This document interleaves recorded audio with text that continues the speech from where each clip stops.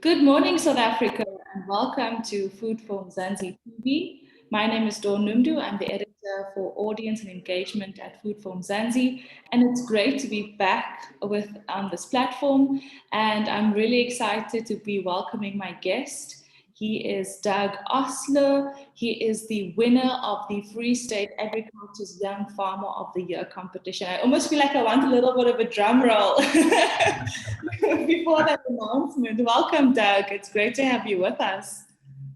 Thanks very much, Dawn. Yeah, thanks very much for the invitation. Appreciate it. So we were just chatting offline a bit about all the attention that you've been getting. How does it feel to be the winner of this award? Did you expect it? Sure. To be honest, it's been an absolute roller coaster since Tuesday evening.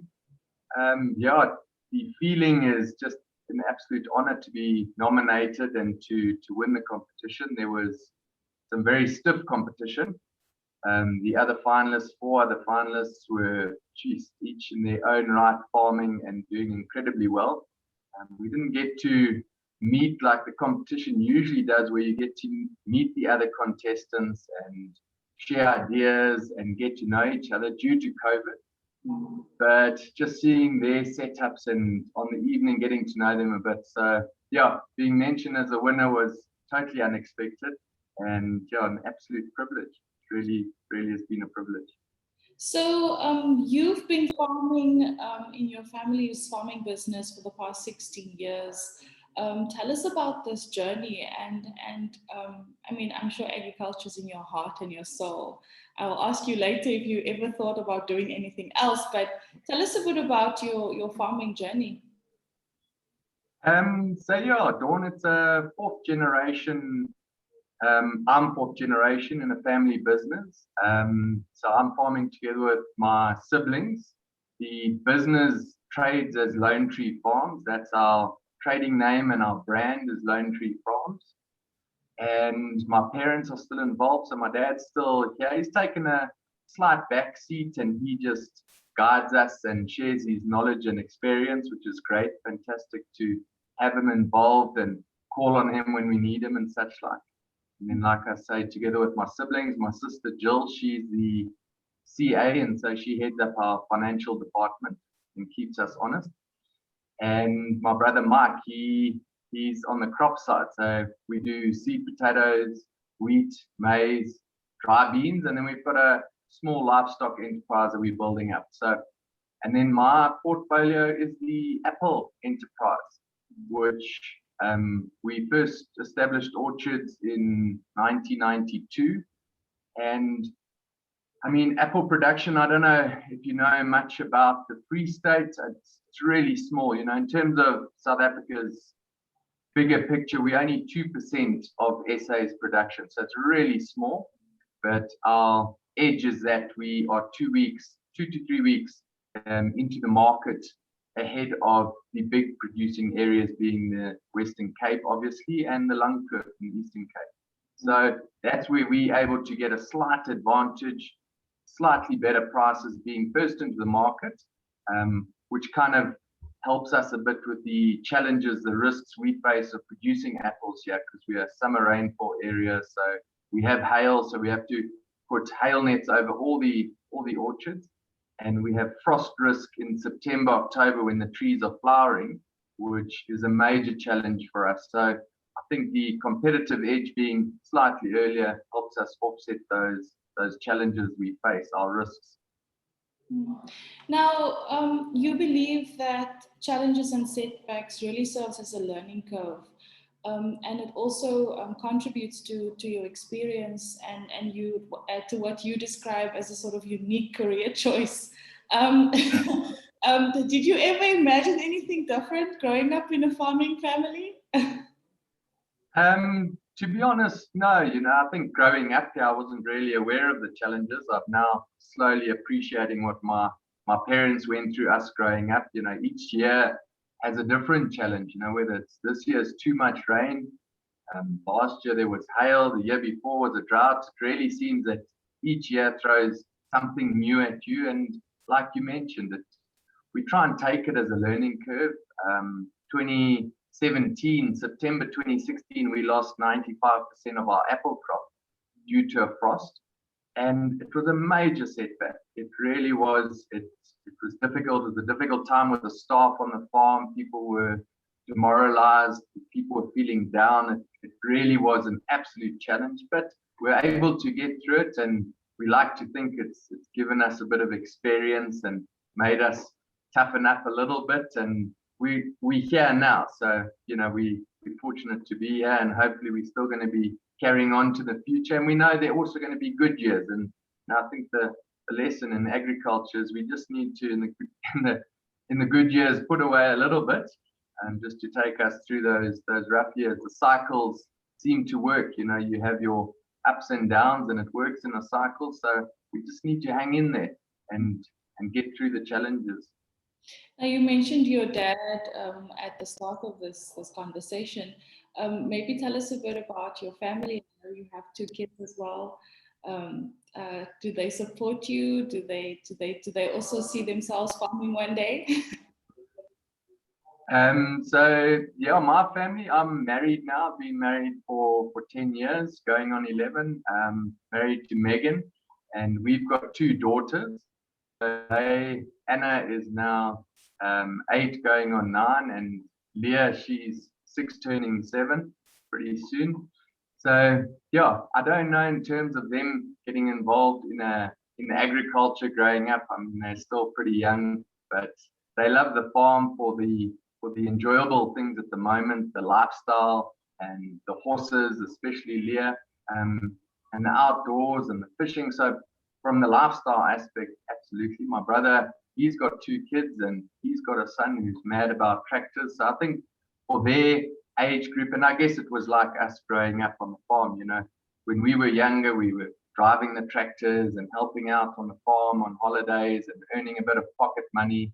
So I guess that's where it built up from, but it really only got going when I was post-varsity university, that I came back to the farm. And I think that's when it became serious, and that's when it was a business, and we've tried to grow it, as a family. We're trying to grow the business, and I think we've achieved that in the 16, going 17 years now that I've been involved, and had its challenges, but we have grown it. And yeah, we like to think of it as, at the moment, a successful agri business, family run, which makes us it's special. It's incredibly special to work with your family, and we've got a great staff. I think that's one thing that I must give credit to my dad for, is in terms of the way he raised us. Obviously it's in our nature, things we've taken from him, but he's always taught us to treat people with respect.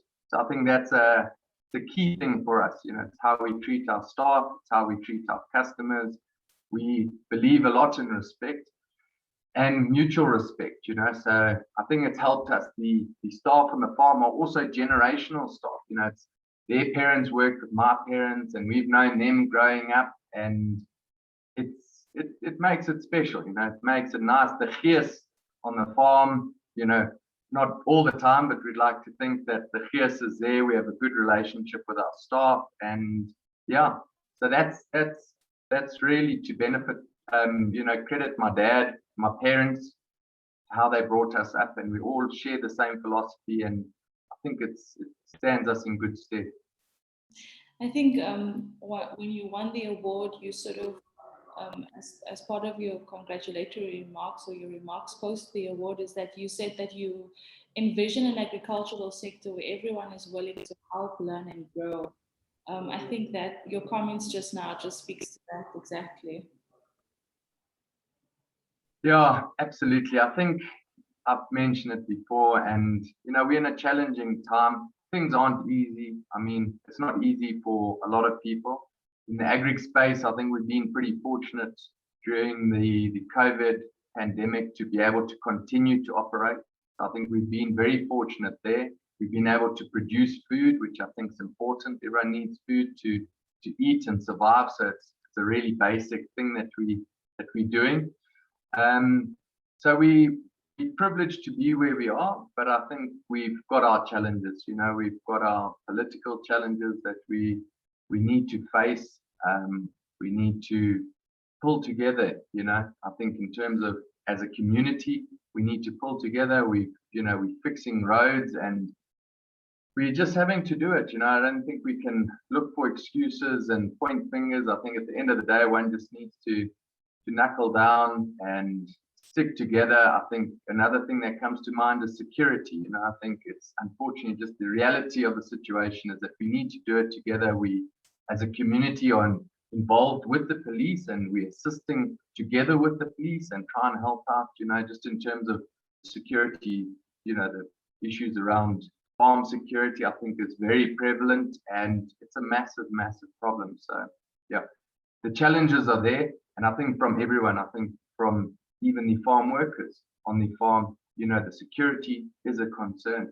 So we're needing to stick together. We need to do it together and come together and fuss bait and just get through this. And we don't have another choice. I certainly don't want to go to look for a job in the city. Some people enjoy that, but I love the nature of the business, being outdoors and working with nature and working with people. And I must say, I get a great kick out of that. So I think Food for Mzansi has extensively reported on those issues that you just touched on, especially with farmers having to deal with the dilapidated roads, having to cough up more money for security, farm security, specifically around stock theft. So I think there's a lot that needs to be done. And we'll maybe touch on that towards the end of the conversation in terms of your vision for the sector. But maybe you can tell us a bit more about how you use modern technology in terms of your day-to-day, especially when it comes to the operation and your aspects of running the farm. Dawn, technology, I mean, it's amazing. The equipment available, the technology available is just, it's mind-blowing. And what it does to increase efficiencies and promote your business. I mean, in terms of irrigation, just a small example of an aspect of technology with probes measuring moisture in the soil that automatically speak to the computer that manages the irrigation. So moisture loss out of the soil is replaced, that the computer decides on how much it would replace it, practically down to each hectare of an orchard. It is then getting back the water that it has used in the previous 24 hours.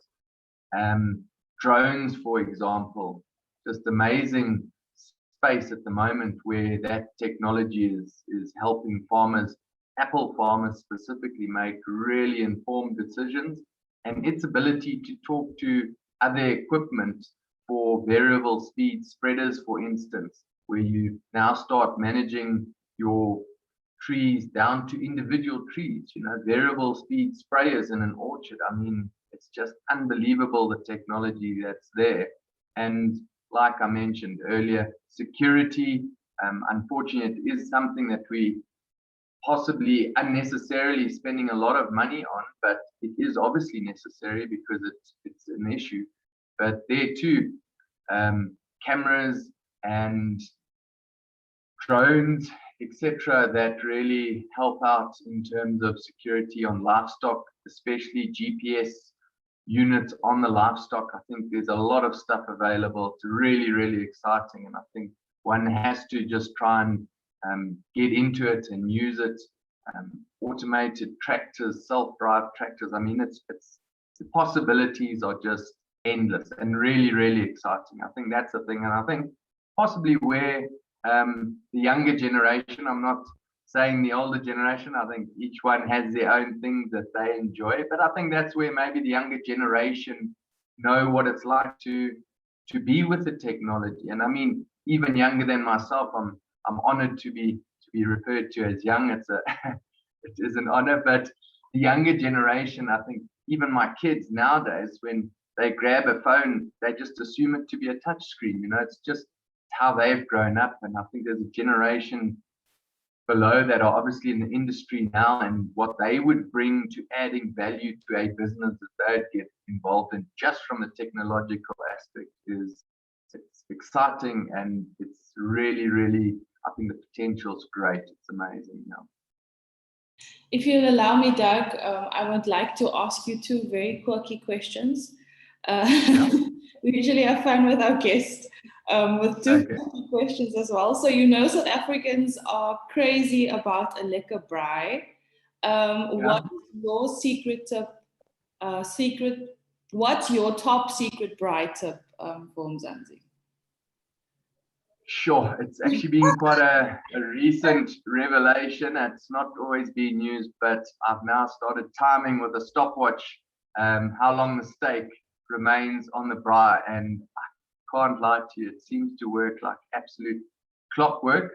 All credit to Woolworths and the suggested braaiing time on the pack of meat, and depending on the thickness of the steak, it really works like clockwork, and you braai according to the stopwatch and not according to anything else. Yeah, I've never heard that. I've heard people talk.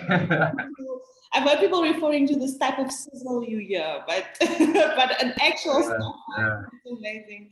And then my second quirky question before we wrap up: are you a two-toned veldskoene or skinny jeans kind of young farmer?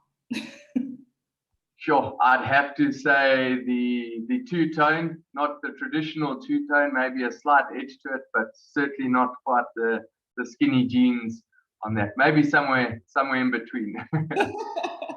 And then before we let you go, Doug, what is your vision for South Africa, and more specifically the agricultural industry?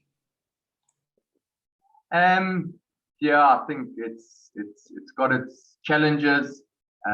But it's certainly got its opportunities. I think we're privileged to be doing what we do, and I think we've just got to fuss bait and keep doing it and keep growing and learning. And like I say, the opportunities are there, and opportunities for everybody. I think everybody's got an opportunity if that's their passion.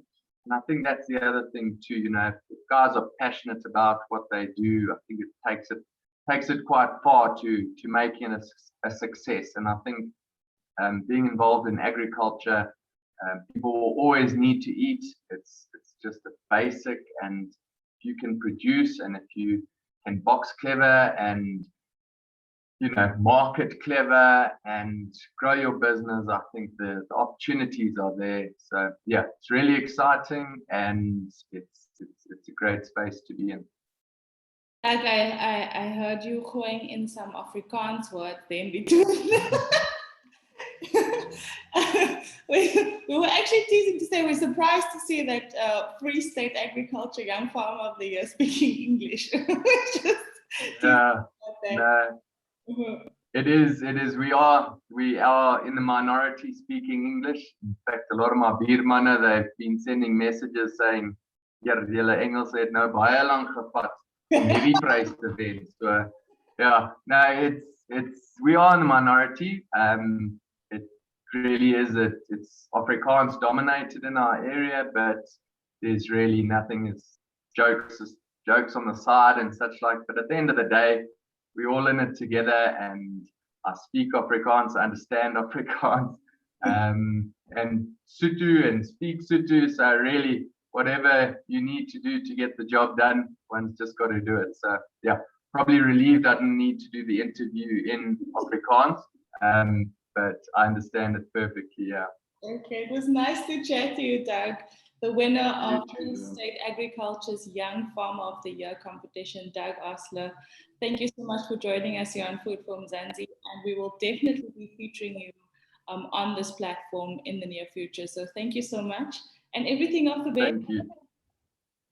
Thanks very much, Dawn. Really appreciate it. Thanks a lot. Bye-bye.